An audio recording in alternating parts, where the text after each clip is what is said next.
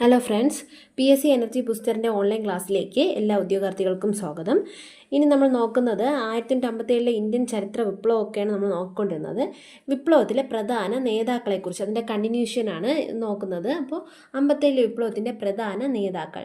ഝാൻസിയിൽ ആരാണടേ? ഇത് മാറിപ്പോവരുത്. ഉറപ്പായിട്ടും എല്ലാ പരീക്ഷകളിലും ചേരുംപടി ചേർക്കാനോ അങ്ങനെയൊക്കെ ആവർത്തിച്ച് ചോദിക്കുന്ന ക്വസ്റ്റ്യൻസാണ്. നന്നായി പഠിച്ചു കഴിഞ്ഞാൽ ഉറപ്പായിട്ട് നമുക്ക് 1 മാർക്ക് പക്ക കിട്ടുന്നതാണ്.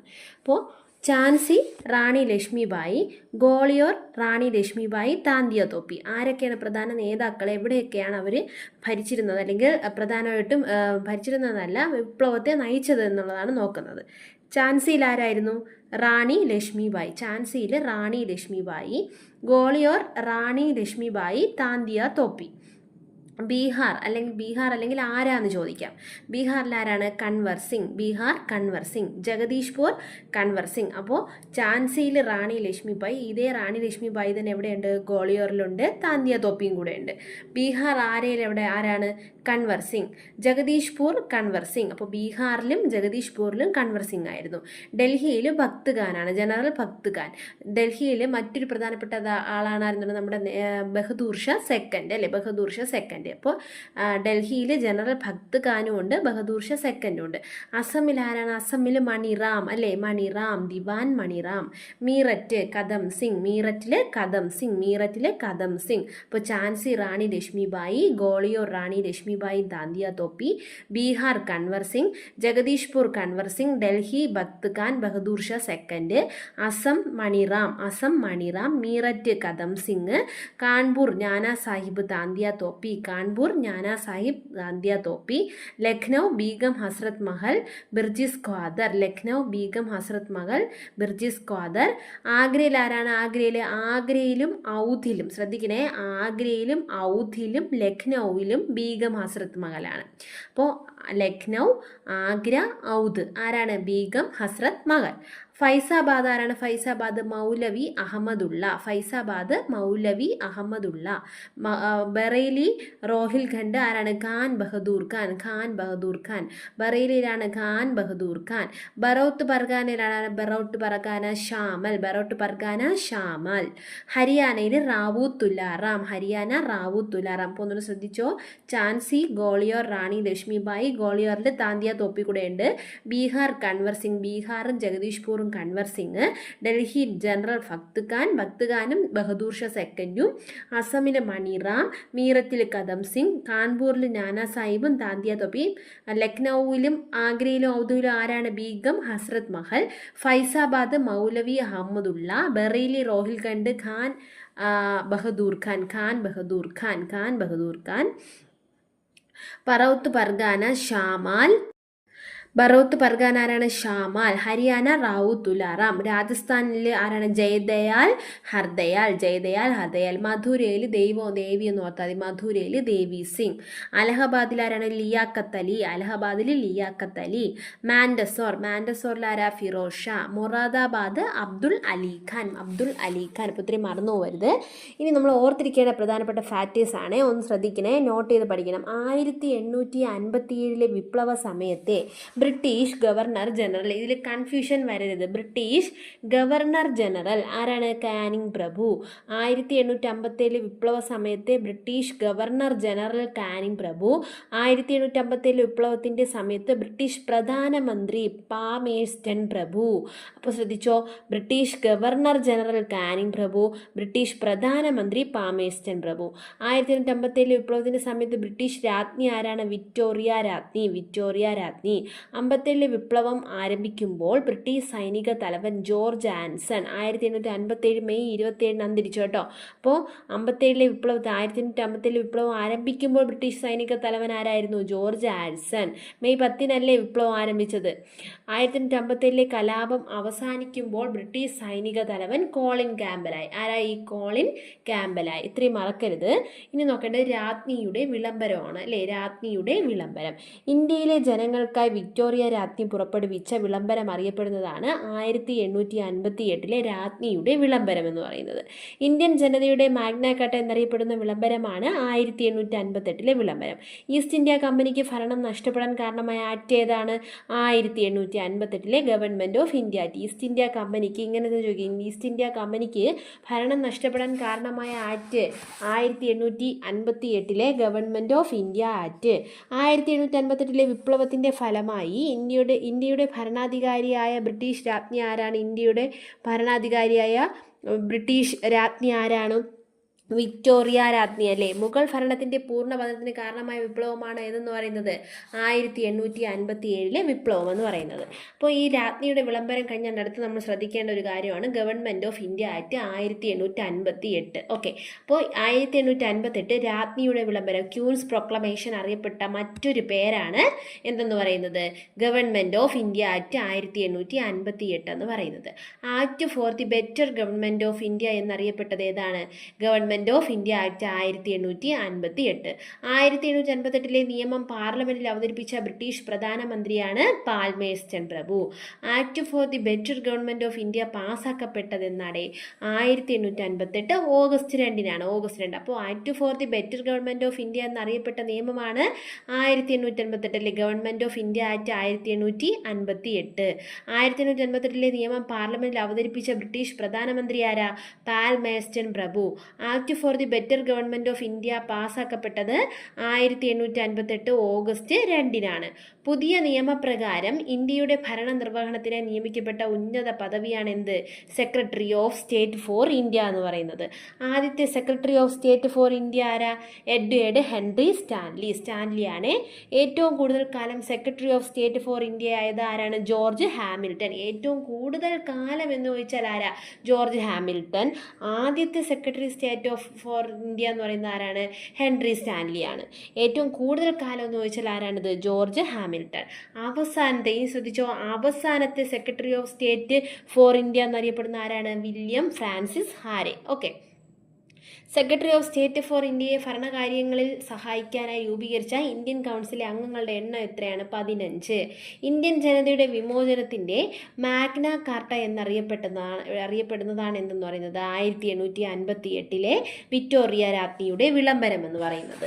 1858 ബ്രിട്ടീഷ് രാജ്ഞിയുടെ വിളംബരത്തിനെതിരെ എതിർ വിളംബരം പുറപ്പെടുവിച്ച വിപ്ലവകാരിയാണ് ആര്? നമ്മുടെ ബീഗം ഹസ്രത് മഹൽ. ബീഗം ഹസ്രത് മഹൽ എവിടെയൊക്കെയായിരുന്നു വിപ്ലവം നയിച്ചിരുന്നത്? ആഗ്ര, ഔധ്, ലക്നൗ ആണ് അല്ലേ. അങ്ങനെയെങ്കിൽ നാനാ സാഹിബിൻ്റെ ജീവിതം ഇതുമായിട്ട് ബന്ധപ്പെട്ട് ഈ 57 വിപ്ലവം റിലേറ്റ് ചെയ്ത് വരുന്ന ഒരു കാര്യമാണ്, കുറച്ച് കാര്യമാണ്, ശ്രദ്ധിക്കണേ. നാനാ സാഹിബിൻ്റെ ജീവിത കഥ കേന്ദ്രമാക്കി ദ ഡെവിൾസ് വിൻഡ് ശ്രദ്ധിച്ചോ, ദ ഡെവിൾസ് വിൻഡ് ശ്രദ്ധിക്കണേ, ദ ഡെവിൾസ് വിൻഡ് എന്ന ചരിത്ര നോവൽ രചിച്ചത് മനോഹർ മൽഗോഗർ. നാനാ സാഹിബിൻ്റെ ജീവിതകഥ കേന്ദ്രമാക്കി ദ ഡെവിൾസ് വിൻഡ് എന്ന ചരിത്ര നോവൽ രചിച്ചത് മനോഹർ മൽഗോഗർ. 1850 വിപ്ലവകാരികളുടെ മാർച്ചിങ് ഗാനം ഏതാ? ഹം ഹേ ഹിസ്കെ മാലെ ഹിന്ദുസ്ഥാൻ ഹമാര. രചിച്ചത് നമ്മുടെ അസീമുള്ള ഖാനാണ്. 1857 വിപ്ലവ സമയത്ത് ബ്രിട്ടീഷുകാരെ സഹായിച്ച നാട്ടുരാജാക്കന്മാരാരൊക്കെയാ? ഗോളിയോറിലെ സിന്ധ്യ, ഹൈദരാബാദിലെ നൈസാം. 1857 വിപ്ലവത്തെ പശ്ചാത്തലമാക്കിക്കൊണ്ട് പുറത്തിറങ്ങിയ സത്യജിത് റേയുടെ സിനിമയാണ് ശത്രജ്ഞ കെ ഖിലാരി അല്ലേ. സത്യജിത് റേയുടെ ആദ്യത്തെ ഹിന്ദി സിനിമയാണ് ഏതെന്ന് പറയുന്നത്? ശത്രജ്ഞ കെ ഖിലാരി എന്ന് പറയുന്നത്. 1857 വിപ്ലവത്തെ പശ്ചാത്തലമാക്കിക്കൊണ്ട് 1916 പുറത്തിറങ്ങിയ അമേരിക്കൻ നിശബ്ദ സിനിമയാണ് ദി ബെഗർ ഓഫ് കാൺപൂർ എന്ന് പറയുന്നത്. അപ്പോൾ 1857 വിപ്ലവത്തെ പശ്ചാത്തലമാക്കിക്കൊണ്ട് 1916 പുറത്തിറങ്ങിയ അമേരിക്കൻ നിശബ്ദ സിനിമയാണ് ദി ബെഗർ ഓഫ് കാൺപൂർ എന്ന് പറയുന്നത്. 1850 കലാപത്തിൻ്റെ 100ാം വാർഷികത്തിൽ നമ്മുടെ തിരുവനന്തപുരത്ത് ഉദ്ഘാടനം ചെയ്യപ്പെട്ട സ്മാരകം ഏതാണ്? പാളയം രക്തസാക്ഷി മണ്ഡപം. ഉദ്ഘാടനം ചെയ്തത് നമ്മുടെ രാഷ്ട്രപതിയായിരുന്ന ഡോക്ടർ രാജേന്ദ്ര പ്രസാദാണ്. 1857 കലാപത്തിൻ്റെ 100ാം വാർഷികത്തിൽ തിരുവനന്തപുരത്ത് ഉദ്ഘാടനം ചെയ്യപ്പെട്ട സ്മാരകമാണ് പാളയം രക്തസാക്ഷി മണ്ഡപം. രാഷ്ട്രപതിയായിരുന്ന ഡോക്ടർ രാജേന്ദ്ര പ്രസാദാണ് ഉദ്ഘാടനം ചെയ്തത്. 1ാം സ്വാതന്ത്ര്യ സമരത്തിൻ്റെ 150ാം വാർഷികം ആചരിച്ച വർഷമാണ് 2007 എന്ന് പറയുന്നത്. 1857 വിപ്ലവത്തിൻ്റെ 150ാം വാർഷികത്തിൽ 100 രൂപയുടെ അനുസ്മരണ നാണയം പുറത്തിറക്കിയ പ്രധാനമന്ത്രിയാണ് മൻമോഹൻ സിംഗ്. ഓക്കെ, മൻമോഹൻ സിംഗ്. അപ്പോൾ നോക്കിക്കോ, കലാപം അടിച്ചമർത്തിയ പ്രധാനപ്പെട്ട സൈനിക മേധാവികളുണ്ട്. നമ്മൾ അത് നോക്കാതെ പോകാൻ പറ്റില്ല, അത് നോക്കണം. അപ്പോൾ ലക്നൗ എന്ന് പറയുന്ന പ്രദേശത്ത് ആരായിരുന്നു സൈനിക ജനറൽ? കോളിൻ ക്യാമ്പലാണ്. ആദ്യം കോളിൻ ക്യാമ്പൽ എവിടെയൊക്കെ ഉണ്ടായിരുന്നു? ലക്നൌവിലും കാൺപൂരിലും. ഓക്കെ, ഇനി കാൺപൂരിൽ ഹെൻറി ഹാവ്ലോക്ക് കൂടെ ഉണ്ടായിരുന്നു. ഡൽഹിയിൽ ആരായിരുന്നു? ജോൺ നിക്കോൾസണും വില്യം ഹോഡ്സണും കൂടെയാണ് എന്ത് ചെയ്തത്? അടിച്ചമർത്തിയത്. ഝാൻസിയിലോ? ഹ്യൂഗ്രോസ് ആണ്. ഝാൻസിയിൽ ഹ്യൂഗ്രോസ്. ആരാ എന്ന് പറയുന്ന സ്ഥലത്താരാണ്? William ടൈലറും Vincent എയറും. ഒന്നുകൂടെ ശ്രദ്ധിച്ചോ, ഈ കലാപം അടിച്ചമർത്തിയ സൈനിക മേധാവികളെ കുറിച്ചാണ് പറയുന്നത്. ലക്നൌവിൽ ആരാണ്? Colin Campbell. കാൺപൂരിൽ കോളിൻ ക്യാമ്പലും ഉണ്ട്, ഹെൻറി കാവ്ലോക്കും ഉണ്ട്. ഡൽഹിയിൽ ആരാ? John Nicholson, William Hodson. ഝാൻസിയിൽ ഹ്യൂഗ്രോസ്. ആരയിലോ? William Tayler, Vincent Eyre. Okay, അപ്പോൾ ഇത്രയാണ് 1857 വിപ്ലവത്തെക്കുറിച്ച് പ്രധാനമായിട്ടും പറയുന്നത്. ഇനി ഇതിൻ്റെ അനന്തരഫലമായിട്ട് നമുക്ക് കുറേ പ്രശ്നങ്ങൾ, നമ്മുടെ ഇന്ത്യയെ ഒരു പ്രധാനമായിട്ട് ആളുകളുടെ സ്വാതന്ത്ര്യത്തിനും അങ്ങനെ കുറേ കാര്യങ്ങൾ എന്ത് ചെയ്തു, കുറേ വിഭജനങ്ങളും കാര്യങ്ങളും കുറച്ച് പ്രസ്ഥാനങ്ങളൊക്കെ വന്നു. ഇനി അതിനെക്കുറിച്ചാണ് നമ്മൾ നോക്കാൻ പോകുന്നത്. ആദ്യം നമുക്ക് നോക്കേണ്ടത് 57 വിപ്ലവം കഴിഞ്ഞ് ഇനി നമ്മൾ ആദ്യം നോക്കാൻ പോകുന്നത് 1905 ബംഗാൾ വിഭജനമാണ്. ബംഗാൾ വിഭജനം നമുക്ക് അറിയാമെന്ന് തോന്നും, ശ്രദ്ധിച്ച് കേട്ടോളണം. 1905 എന്താണ് ബംഗാൾ വിഭജനം? ശ്രദ്ധിച്ചോ, ഇന്ത്യയിൽ ബ്രിട്ടീഷുകാരുടെ ഭരണ കേന്ദ്രമാണ് ഏത്? ബംഗാൾ. ഇന്ത്യയിൽ ബ്രിട്ടീഷുകാരുടെ ഭരണ കേന്ദ്രം ബംഗാൾ. ഇന്ത്യൻ ദേശീയ പ്രസ്ഥാനത്തിന്റെ നഴ്സറി എന്നറിയപ്പെടുന്നതാണ് ബംഗാൾ. കഴ്സൺ പ്രഭു ബംഗാൾ പ്രവിശ്യയെ 2 ഭാഗങ്ങളായി വിഭജിച്ചു. അങ്ങനെ വിഭജിച്ചത് എന്നാ? 1905 ജൂലൈ 20. 1905 ജൂലൈ 20. ബംഗാൾ വിഭജനം നിലവിൽ വന്നത് എന്നാണ്? നിലവിൽ വന്നത് എന്ന് ചോദിച്ചാൽ 1905 ഒക്ടോബർ 16. 2 ഭാഗങ്ങളായി വിഭജിച്ച വർഷം എന്താ? 1905 ജൂലൈ 20. ഇത് നിലവിൽ വന്നത്, ബംഗാൾ വിഭജനം നിലവിൽ വന്നത് 1905 ഒക്ടോബർ 16. ബംഗാൾ വിഭജനം നിലവിൽ വരുമ്പോൾ വൈസ്രോയി മിന്റോ പ്രഭു സെക്കൻഡ് ആണ്. ഭിന്നിപ്പിച്ചു ഭരിക്കുക എന്ന ബ്രിട്ടീഷ് നയത്തിന് ഉദാഹരണമാണ് ഇത് ബംഗാൾ വിഭജനം. ബംഗാൾ വിഭജനത്തിന്റെ ഫലമായി രൂപം കൊണ്ട പുതിയ പ്രവിശ്യകൾ ഏതൊക്കെയാണ്? നമ്മുടെ പടിഞ്ഞാറൻ ബംഗാളും ഒഡീഷയും ബീഹാർ. ഓക്കെ, ഹിന്ദു ഭൂരിപക്ഷ പ്രദേശമായിരുന്നു ഏത്? പടിഞ്ഞാറൻ ബംഗാൾ. എന്നാൽ കിഴക്കൻ ബംഗാളായിരുന്നു ഏതെന്ന് പറയുന്നത്? നമ്മുടെ അസം അല്ലേ? കിഴക്കൻ ബംഗാൾ, അസം എന്നൊക്കെ പറയുന്നത് മുസ്ലിം ഭൂരിപക്ഷ പ്രദേശമായിരുന്നു. നമ്മുടെ ഹിന്ദു ഭൂരിപക്ഷ പ്രദേശം അതിൻ്റെ തലസ്ഥാനം എവിടെയായിരുന്നു? കൽക്കട്ടയിലായിരുന്നു. ഹിന്ദു ഭൂരിപക്ഷ പ്രദേശം എന്ന് പറയുന്നത് തലസ്ഥാനം എവിടെയായിരുന്നു? കൽക്കട്ടയായിരുന്നു. പടിഞ്ഞാറൻ ബംഗാളാണ് ഒഡീഷയും ബീഹാറിനും. ഒന്നുമില്ല, ബംഗാൾ മനസ്സിലായി നിങ്ങൾക്ക്? ബംഗാൾ വിഭജനത്തിന് നമ്മൾ 2ആയിട്ട് ബംഗാളിനെ വിഭജിച്ചു. എന്തൊക്കെയെന്ന്? പടിഞ്ഞാറൻ ബംഗാൾ എന്നും കിഴക്കൻ ബംഗാൾ എന്നും. പടിഞ്ഞാറൻ ബംഗാളിൻ്റെ ഭാഗത്ത് വരുന്നതാണ് ഹിന്ദു ഭൂരിപക്ഷ പ്രദേശം, കിഴക്കൻ ബംഗാളിൻ്റെ ഭാഗത്ത് വരുന്നതാണ് മുസ്ലിം ഭൂരിപക്ഷ പ്രദേശം. ഈ പടിഞ്ഞാറൻ ബംഗാൾ ഹിന്ദു ഭൂരിപക്ഷ പ്രദേശം ഏതൊക്കെയാണ്? ഒഡീഷ, ബീഹാർ ഒക്കെയാണ്. അതിൻ്റെ തലസ്ഥാനം കൽക്കട്ടയായിരുന്നു. ഇനി കിഴക്കൻ ബംഗാളിൻ്റെ പ്രദേശം എന്ന് പറയുന്നത് എന്താണ്? അസമാണ് അല്ലേ? അത് മുസ്ലിം ഭൂരിപക്ഷ പ്രദേശം എന്നറിയപ്പെട്ടു. തലസ്ഥാനം ഏതായിരുന്നു? ധാക്കയായിരുന്നു തലസ്ഥാനം. ബംഗാൾ വിഭജന കാലത്ത് ടാഗോർ രചിച്ച ഒരു കവിതയിൽ ഏതാത്? അമർ സോന ബംഗ്ലാ. നിലവിൽ നമ്മുടെ ബംഗ്ലാദേശിന്റെ ദേശീയ ഗാനമാണ് ഏതെന്ന് പറയുന്നത്? അമർ സോന ബംഗ്ലാ എന്ന് പറയുന്നത്. ബംഗാൾ വിഭജനത്തെ ഹിന്ദു മുസ്ലിം ഐക്യത്തിന്റെ മേൽ പതിച്ച ബോംബ് ഷെൽ എന്ന് വിശേഷിപ്പിച്ചത് സുരേന്ദ്രനാഥ് ബാനർജി. അപ്പോൾ ബോംബ് ഷെൽ എന്ന് വിശേഷിപ്പിച്ചത് ആരാണ്? സുരേന്ദ്രനാഥ് ബാനർജി. ബംഗാൾ മുഴുവൻ വിലാപ ദിനമായി ആചരിച്ചത് എന്നാണ്? വിലാപ ദിനം ഓർത്തോക്കടെ ഒക്ടോബർ 16. ബംഗാളിൽ ഐക്യം നിലനിർത്തുന്നതിനായി ഒക്ടോബർ 16 രാഖി ബന്ധന്റെ അല്ലെങ്കിൽ രക്ഷാബന്ധൻ ദിനമായി ആചരിക്കാൻ ജനങ്ങളോട് നിർദ്ദേശിച്ചത് നമ്മുടെ ടാഗോറാണ്. ഇന്ത്യൻ സ്വാതന്ത്ര്യ സമരത്തിലേക്ക് പ്രവേശിക്കാൻ അരവിന്ദ ഘോഷിനെ പ്രേരിപ്പിച്ച സംഭവമാണ് 1905 ബംഗാൾ വിഭജനം. എന്നാ ഇത് റദ്ദാക്കിയത്? ബംഗാൾ വിഭജനം റദ്ദാക്കിയ വർഷം എന്നാ? 1911. ബംഗാൾ വിഭജനം റദ്ദാക്കിയ വൈസ്രോയിയാണ് ഹാർഡിഞ്ച് സെക്കൻഡ്. ബംഗാൾ വിഭജനം റദ്ദാക്കുമ്പോൾ കോൺഗ്രസ് പ്രസിഡന്റ് ആയിരുന്നു BN ധർ. കോൺഗ്രസ് പ്രസിഡന്റ് ആരായിരുന്നു? BN ധർ. ബംഗാൾ വിഭജനം പിൻവലിക്കാൻ കാരണമായ പ്രസ്ഥാനമാണ് സ്വദേശി പ്രസ്ഥാനം. എന്നിട്ട് ശ്രദ്ധിച്ചോ, ഇന്ത്യൻ സ്വാതന്ത്ര്യ സമരത്തിലേക്ക് പ്രവേശിക്കാൻ അരവിന്ദ ഘോഷിനെ പ്രേരിപ്പിച്ച സംഭവമാണ് ബംഗാൾ വിഭജനം. ഏത് വർഷം? 1905. ബംഗാൾ വിഭജനം റദ്ദാക്കിയ വർഷമാണ് 1911. വൈസ്രോയി ആരായിരുന്നു റദ്ദാക്കിയത്? Hardinge second. ബംഗാൾ വിഭജനം റദ്ദാക്കുമ്പോൾ കോൺഗ്രസ് പ്രസിഡന്റ് ആയിരുന്നു BN ധർ. ബംഗാൾ വിഭജനം പിൻവലിക്കാൻ കാരണമായ പ്രസ്ഥാനമാണ് സ്വദേശി പ്രസ്ഥാനം. ബംഗാൾ വിഭജനവും വിഭജന വിരുദ്ധ സമരങ്ങളും ദേശീയ പ്രസ്ഥാനത്തിൽ ഉണ്ടാക്കിയ മാറ്റം അറിയപ്പെടുന്നത് തീവ്ര ദേശീയതയുടെ കാലഘട്ടം എന്നാണ് അറിയപ്പെടുന്നത്. ഒന്നിച്ചു നിൽക്കുന്ന ബംഗാൾ ഒരു ശക്തിയാണ്. ബംഗാളിനെ വിഭജിച്ചാൽ ശക്തി കുറയും. നമ്മുടെ ഭരണത്തെ എതിർക്കുന്നവരുടെ കരുത്തെന്ത് ചെയ്യും? ചോർന്നു പോകും എന്ന് അഭിപ്രായപ്പെട്ട ബ്രിട്ടീഷ് ഇന്ത്യയിലെ ആഭ്യന്തര സെക്രട്ടറിയാണ് റിസ്ലെ. ഏത് ഇയറിലാണ്? 1904. അറിഞ്ഞിരിക്കേണ്ട കുറച്ച് കാര്യമുണ്ട്. ഇതൊരു ക്രൂരമായ തെറ്റാണ്. ബംഗാൾ വിഭജനത്തെക്കുറിച്ച് ഇങ്ങനെ അഭിപ്രായപ്പെട്ടത് ആരാണ്? ഗോപാലകൃഷ്ണ ഗോഖലെ. അറിഞ്ഞിരിക്കാനാണ്, ഇതൊരു ക്രൂരമായ തെറ്റാണ്. ബംഗാൾ വിഭജനത്തെക്കുറിച്ച് ഇങ്ങനെ അഭിപ്രായപ്പെട്ടതാണ് ഗോപാലകൃഷ്ണ ഗോഖലെ. ബ്രിട്ടീഷ് ഗവൺമെന്റ് നമ്മെ വിഭജിക്കുവാൻ ദൃഢനിശ്ചയം ചെയ്തിരിക്കുന്നു, എങ്കിലും നമ്മുടെ ഹൃദയങ്ങളെ വേർപെടുത്തുവാൻ അവർക്കാവില്ല. ബംഗാൾ വിഭജനത്തിനെതിരായുള്ള സമരത്തിൽ മുഴങ്ങിയ ഈ വാക്യം ആരുടേതായിരുന്നു? ടാഗോറിൻ്റെതാണേ. പശ്ചിമ ബംഗാളും പൂർവ്വ ബംഗാളും ഒരു ഹൃദയത്തിൻ്റെ രണ്ടറകളാണ്. ഗംഗയും ബ്രഹ്മപുത്രയും ആശ്ലേഷിക്കുന്നതും ഫലഭൂയിഷ്ടമാക്കുന്നതുമായ രണ്ട് അറകളാണ് ഇത്, അല്ലേ? ഈ അറകളിൽ നിന്ന് ഉത്ഭവിക്കുന്ന ചൂട് രക്തമാണ് ബംഗാളികളുടെ സിരകളിലൂടെ ഒഴുകുന്നത് എന്ന് അഭിപ്രായപ്പെട്ടത് ടാഗോറാണ്. അപ്പോൾ ബംഗാൾ വിഭജനം ആരാടെ റദ്ദാക്കിയത്? ഹാർഡിഞ്ച് സെക്കൻഡാണ്. 1911 ബംഗാൾ വിഭജനം നടപ്പിലാക്കിയത് 1905. അത് വിഭജിച്ചത് ജൂലൈ 20. നിലവിൽ വന്നത് ഒക്ടോബർ 16. ഒക്ടോബർ 16 പ്രത്യേകത എന്താ? വിലാപ ദിനം, അല്ലേ? മിൻറ്റോ സെക്കൻഡ് പ്രഭുവാണ് നിലവിൽ വരുമ്പോൾ എന്തായിരുന്നത്? വൈസ്രോയി ആയിരുന്നത്. ഓക്കെ, റദ്ദാക്കിയ സമയത്തുള്ള വൈസ്രോയി ആരാണ്? Hardinge second. നിലവിൽ വരുമ്പോൾ മിൻറ്റോ സെക്കൻഡ്.